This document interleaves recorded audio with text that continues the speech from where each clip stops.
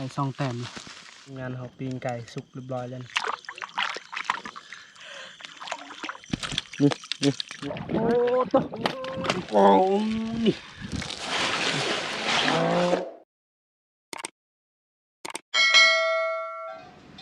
สบายดีพ่อแม่พี่น้องสบายดีตอนแรกนะ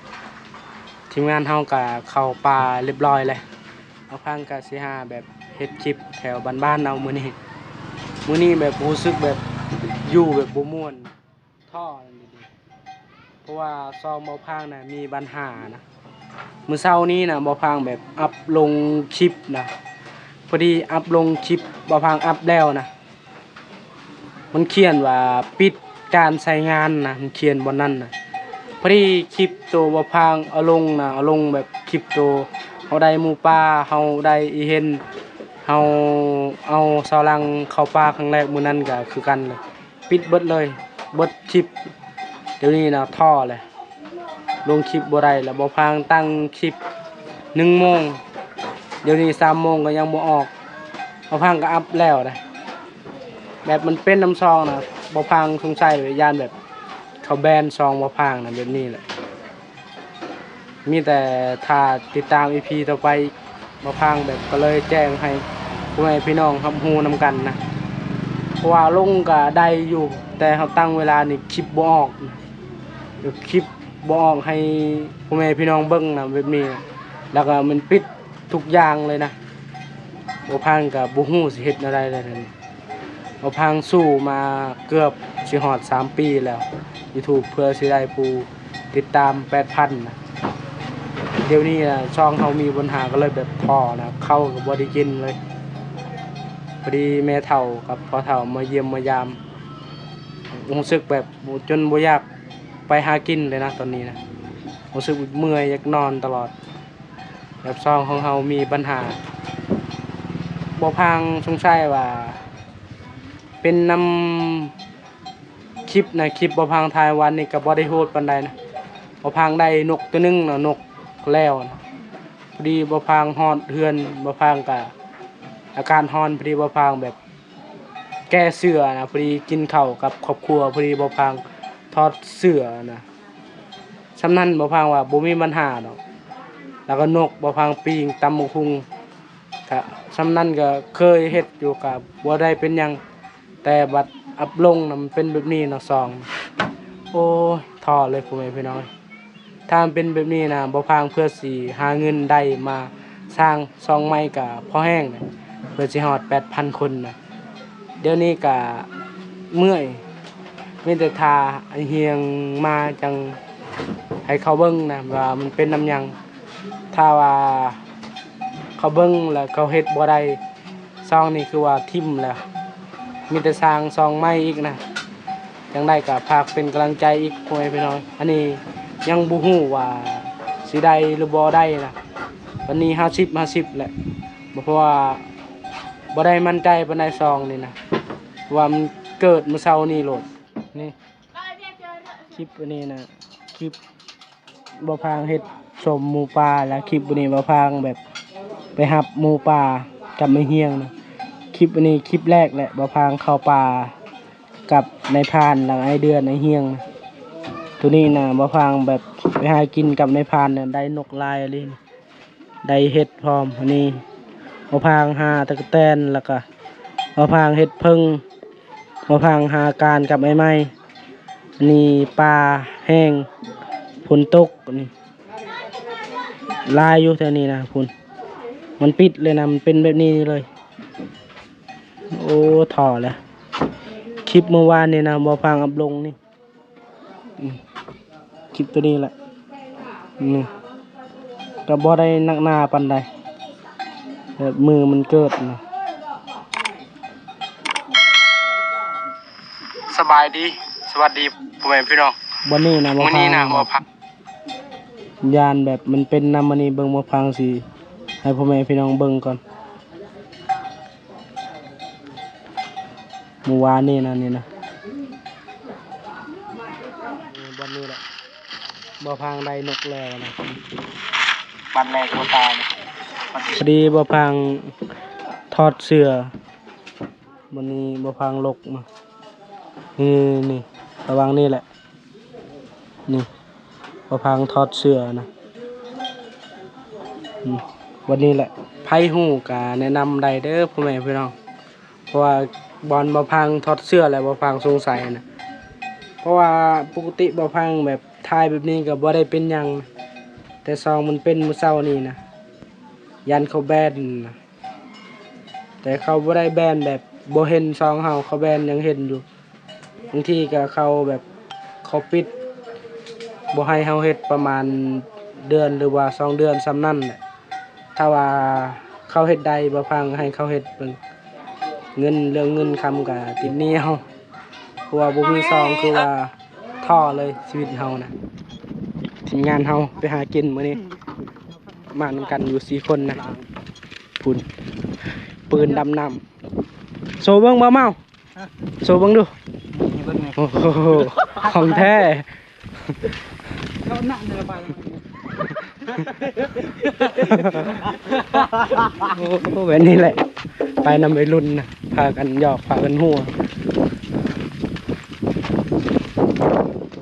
เจ้าเคยได้ปลาบ่เตื้องบ่ไพ่เป็นคนเคยได้ปลาใหญ่ๆเออโชว์ตรงเด้อปลาเพียเด้อไพ่บ่บ้านบ่ให้เมื่อนะเมื่อกี้เคยผมแม่ผมเมาเคยเจอแบบปลาเย็นไงปลาคอใหญ่ตั้งตัวเองโอ้ยจะแจ๊ดแกกระบังนะทุกคนเนาะ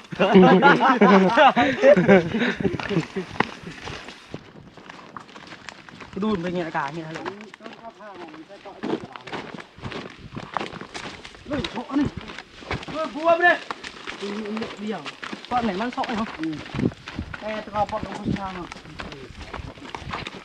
โซ่เป็นข้อทอดทีนี่โซ่เดี๋ยวก้อนฟ้าเอาล่าง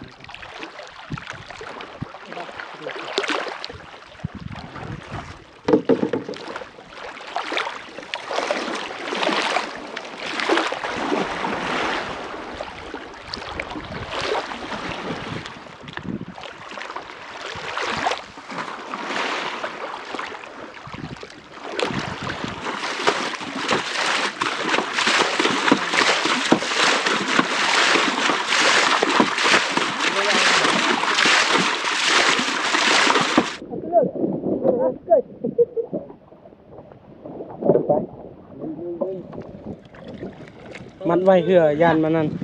ยานลมแห้งมัดไว้เอาเหือเมานะคุณนะป่าตายแถวแคมปลาน้อยนะเห็นบ่นี่เห็ดปลาแดกสมีนั่นแซ่บเลยตาอย่างเดียวเหรอเด้อนี่เดินนอกพวกตามีอ่ะ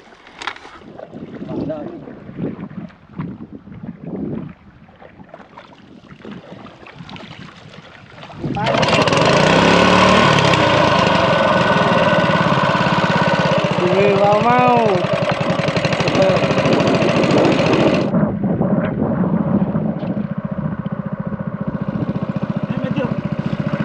ยัง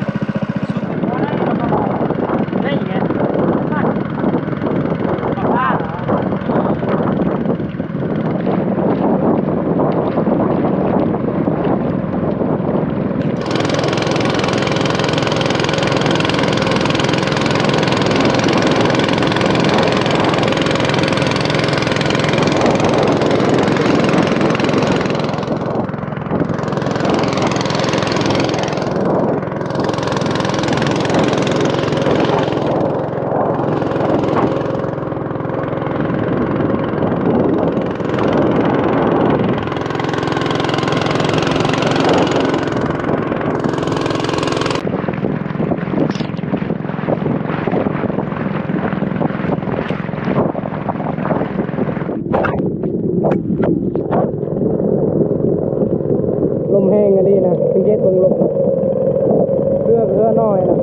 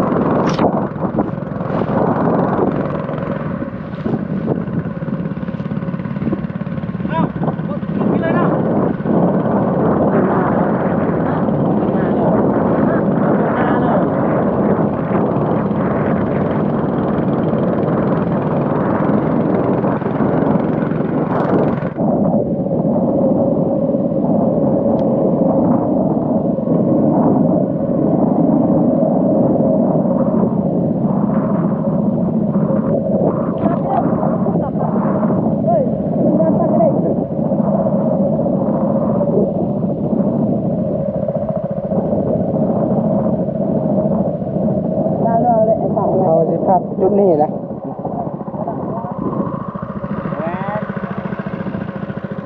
เจ้าเคยดำบ่ปลาเท่านี้นะ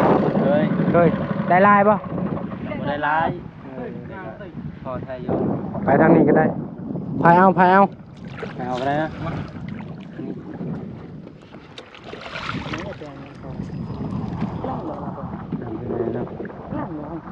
นั่งทีมงานเอาท่าแต่ใช้มองนะมองเอามาจากด่างนะสามด่างได้ยินเสียงเรือชาวบ้านเมืองพีนนะพุ่นก็เจ้ามาหาปลานะให้ทีมงานเฮาใช้มองนะว่าปลาสีไปรัดนะเพราะว่ามองกับบัวลายนะมีแต่ซ้ำด่างว่าปลาสีถาดักก็หอกดักไปปลาแถวๆนี้นะเอ้ายังได้ก็มีแต่ถาติดตามผลงานรอบแรงนะว่าสิมานหรือบ่นะรุ่นแล้วบ่ได้เข้าป่านะ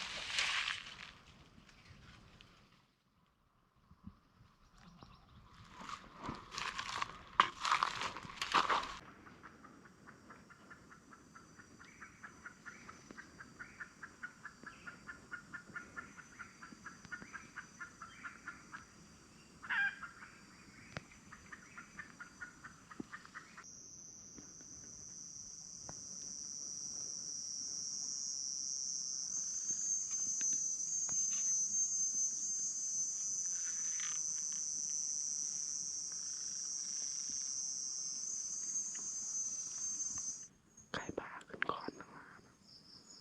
ไข่ปลานะ3 โตมันกำลังขึ้นก่อนเลยแต่ไข่แม่นะพวกนี้นะ1พวกนี้นะ2ถ้ามันมืดก่อนมาพังสิพิการนะการด้านนี้นะเพราะว่าไข่ปลานะมันบ่มีบนนอนมีแต่บนนี้แหละมันนอนนะพอพังไปรับเท่านั้นแห่งอยู่มันหากินนะมันเคลียร์ดิบริเสียงมันเนี่ยวันนี้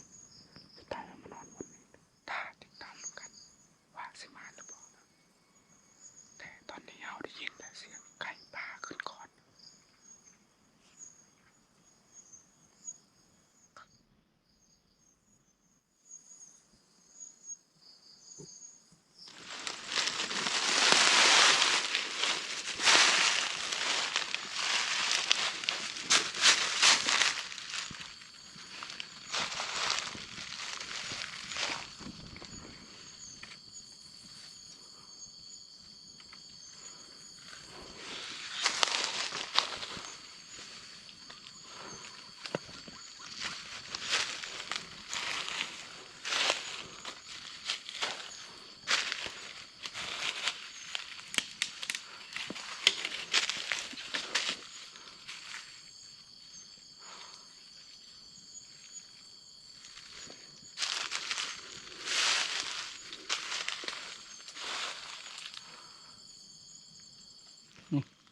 ได้2แต้มเลยไก่ปลาตัวเมนมึงไงอยู่ยังลายอยู่ไก่ปลานี่เดี๋ยวบ่ผ่านสิการต่ออีกท้าลุ้นน้ำกันตอนนี้ได้2แต้มแล้ว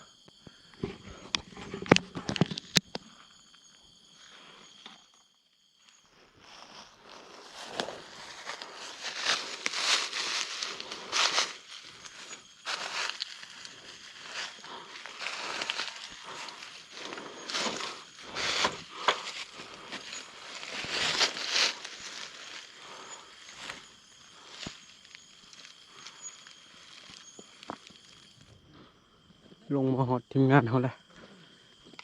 โอ้ได้ดำแล้วยังวะว่าดำแล้ว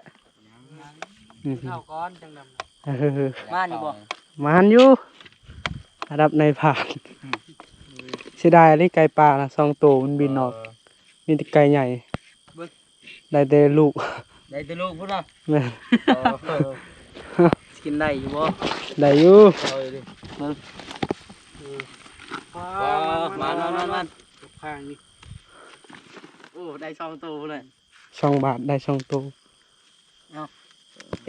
กินกินบ่ ฮะ กินบ่ กินเบิดเลย กินเพิ่นแล้วเนาะ แม่นปิ้ง กินก่อนจังน้ำนะเนาะ จะกินแบบใดก็จัดโลด เลยเหี่ยวหินก่อน ไป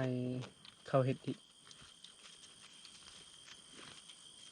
พอได้กินซำนี้เนาะพอดีแหละใหญ่มันนั่งมันหยาบเลยซำนี้ แซ่บแล้ว แม่นปิ้งอยู่ใครมีแฟน2 คนนี่ มีโสดเด้อ โสดดอกคอยฮู้คนโสดกับคนไร้ใจบางสภาพก็ฮู้นี่ แม่นบ่ แม่น เล่นไพ่รายใจ คอยเบิ่งนี่เฮียงนี่ไร้ใจขนาด ตอนไปเลินนำกันโอ้เราตัวผู้สาวนี่จะคนละแฟนจะประมาณ5-6เนาะบ่ตามและตามเบิ่งคนนี่ จักโมงละประมาณ7:30ซั่นนี้เนาะ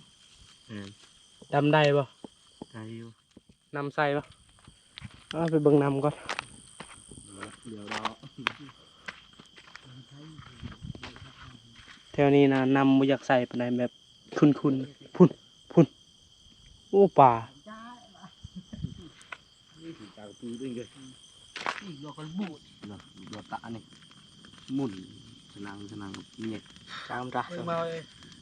ตาสวย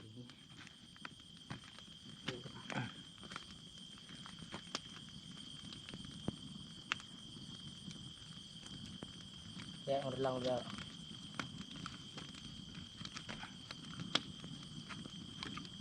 เรื่องเดียวที อ๋อลืมมาคนรวยกูเลยนัวยื้อคือยาอารมณ์บิ อันดูตะเบอร์เลยสอง รวยในยังจะตาเยอะนะแถวที่ยับแถวแบบแถวปื้อดอกเลยเถอะอันมักไปชุมทีมงานเขาปีนไก่สุกเรียบร้อยแล้วนี่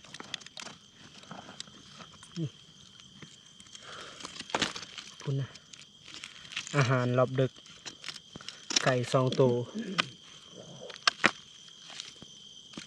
เอาไหมเอากินตัวนี้กันบ่พูดนะ ตัดดิตัดบ่ ตัดมันกินสบายได้บ่ภายใดปลานี่ ถึงเฮียง ถึงมองโอ้คนมาเนาะ ถึงมองบะพาง ใส่แล้วก็ถึกเลยปลาไหล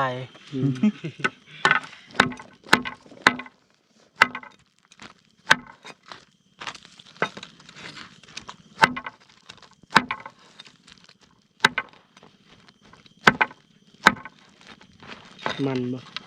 มันบนนั้น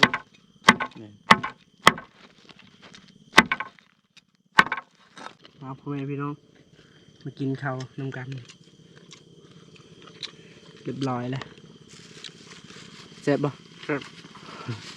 แซ่บบ่เตี้ยง แซ่บ ได้บ่เมา สูตรของ แซ่บพอได้กินอยู่ โอ้เรือก็เจ้าสองลำเขาจะเอามาหากินคือกัน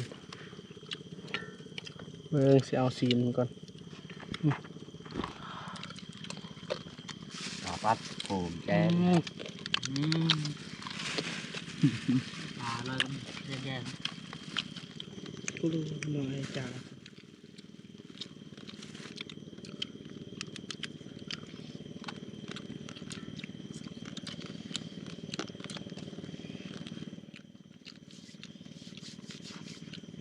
ทำตัวมือเรียน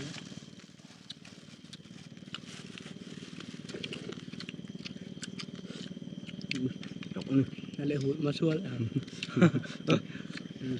กี่ไหนชวนเนี่ยเดี๋ยวก็เลยทั้งtiền nè ก็เลยยังจ้าเพื่อ trà cái da này là กินข้าวอิ่มเรียบร้อยแล้วเอากะสิหาทางนำนี่นะ đường thang ให้ đó ทีมงานเฮา3 คน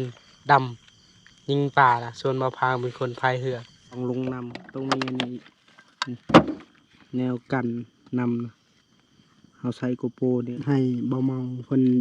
เอากองลงนำเลยนะนี่บอลใส่ไป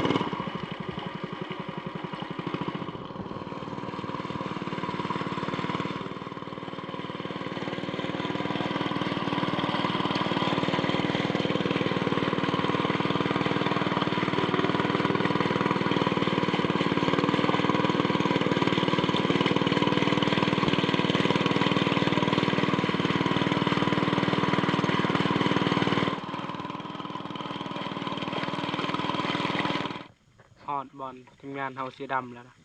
เฮาดำแถวนี้แหละแถวแคมนะสไลด์แบบป่าแบบกินแถวแบบไม่แบบเน่าๆนะมันมักที่สุดจับบนนี้บ่เหือบ่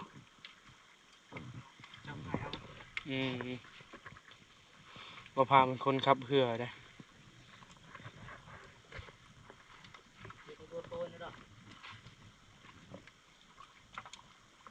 พี่คอยเด้อทีมงานเลย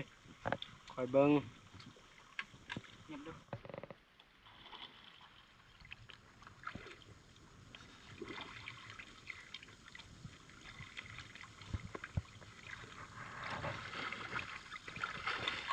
คุณบ่เมาเฮ็ดละ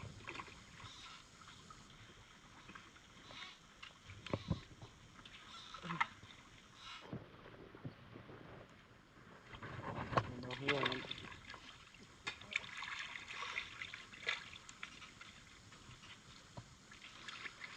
มัน เป็นจับกล้องมันวะ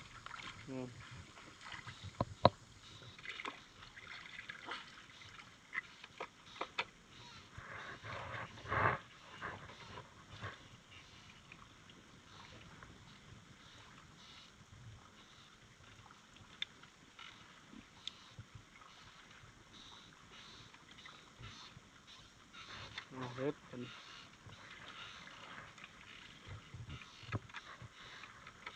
พอได้มันพอดันชนะเด้อเอาโดดไปนี่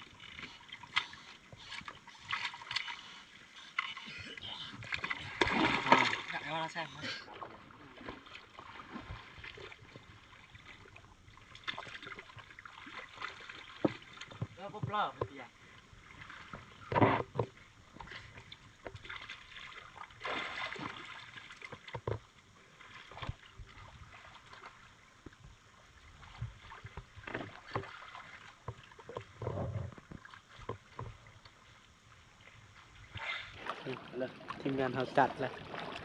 ตัวแรกนี่ตัวที่สองโอ้เบาเฮียงกับเบาเตืองคนนะนี่โอ้โหนี่นะนี่เห็นบ่ได้สองแต้มนะเอ้าลุ้นต่อไปคุณนะอะไรเมื่อยบ่พายสิเปลี่ยนให้เขาดำก่อน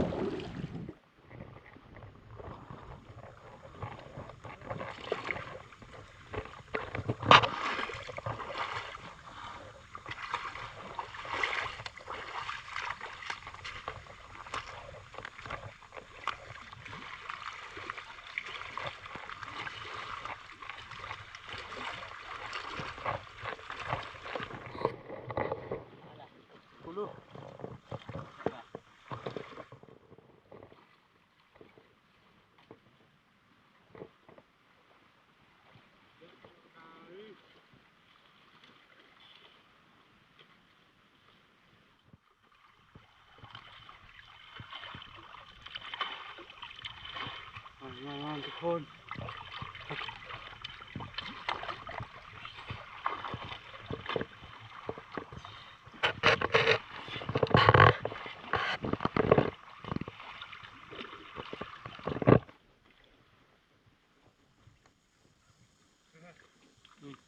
นอนเลยโอเค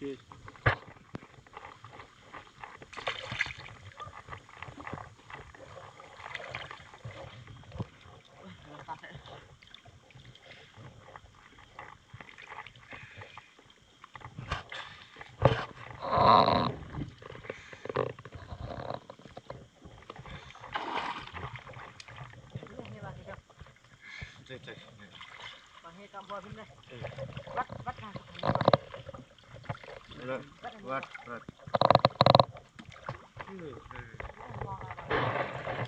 ตาแล้ว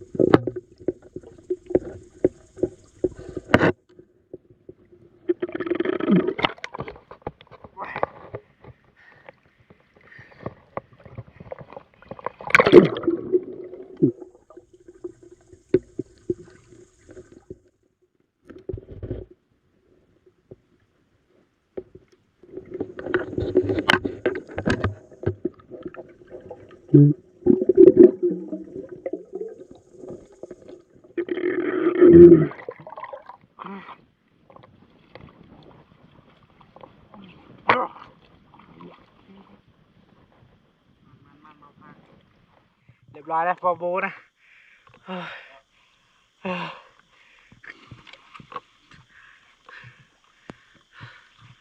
เห็ดมันอยากแจงบ่นะเพราะว่าน้ำมันเปื้อนลายเลยน้ำบ่ได้ใส่น้ำคุณเอาหล่นลงไปเอาพังได้ตัวแรกเลยโอ้ได้ปลาเข่งเลย ตัวนี้ก็ได้นะมึง เป็นไงปลาเข่ง มีไข่เลย มีใครวะ มีไข่ปลาแซ่บทุกที นี่เอามาเอากระจัดอีก เฮ้ยจะได้เนาะอาการทุกสิ่งเนี่ย เลือกเรื่อยๆจะดื้อถึงงานเอาได้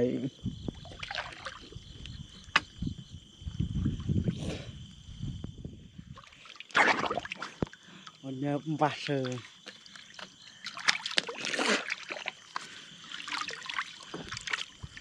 มาเมาคนใดสามแต้มนะ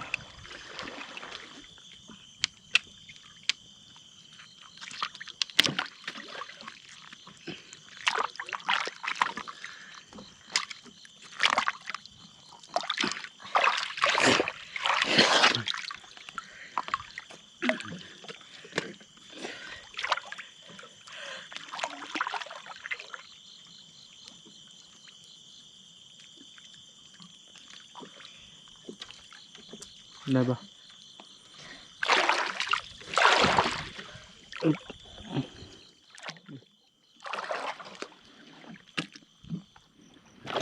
โอ้ของแท้เบาเมาจัดเลยประกวดเนี่ยคุณนะโอ้นี่นี่นี่นี่โอ้สุดยอดเลย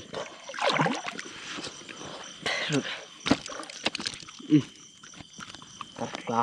เลือดตัวหลุดเดี๋ยวเอาพ่อแยกแล้วถ่าย นี่นะ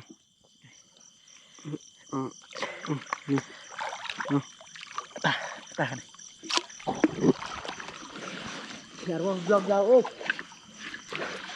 ตาด้วยอ่ะปลาปลาโบ เบิ่งนะทีมงานเขาได้นะโอ้หลายอยู่ อย่าเอ้ยตามยำยำกิ เบิ่ง เอ้ยไอ้ปลามันยาวๆตัวทั่วลง เดี๋ยวให้ทีมงานเขา เจอมาเจอ หมดป่าฮอดพุ่นก่อนฮอดพุ่นเฮาก็จังสิถ่ายให้พ่อแม่พี่น้องได้เบิ่งนะว่าป่ารวมทั้งเบิดพุ่นเบาเฮียงเพิ่นเห็นปลาโอ้เอาไหม เอาดิเร็วไปเลยจะสับข้าวหรอทำเลยทำเลยทำเลยทำเลย พุ่นนะโอ้เบาเฮียงได้ไปยังเบาเฮียง เอาเพีย ปอเพียนะ ได้ละเดี๋ยวนะ โอ้ได้แล้วไปเบิ่งปลาเพียก่อนโอ้เบาเฮียงจัดอีกเป็นบ่ปลาเพียโอ้ ฮัลโหลบ่ ฮอดเลย เบิ่งกันจับบันนี้บ่ จะดีๆด้วย นี่ปลาเพียนโอ้โห ประมาณบ้านเนี่ยเบิร์นเนี่ย พุ่นเนาะประมาณโลปลายแหละปลานี่เอา จมฟ้าแยงค่ะ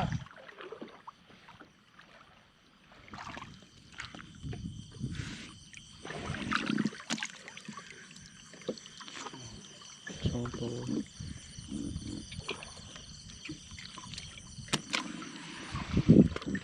ตรงนี้ก็ได้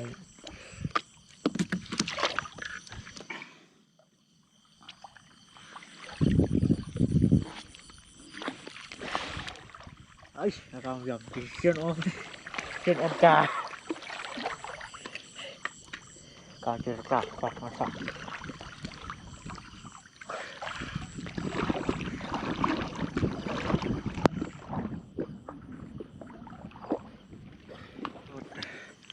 เราเจรจาแล้วแล้วก็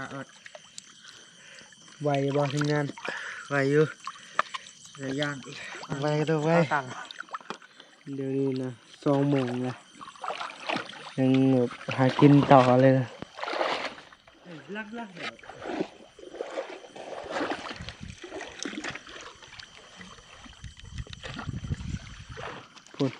บ่เห็นกัดอีกโอ้ ค่อยเด้อ เอาได้ปะโอ้ใหญ่เลยปลาโบนะนี่ตัวปลาโอ้ไปเลยนี่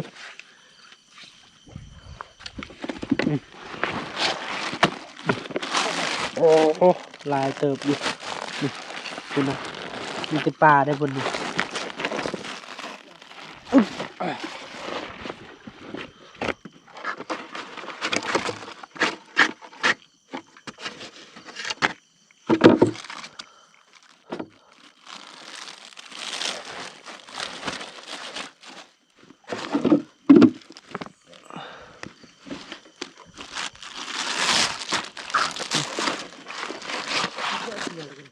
เห็นบ่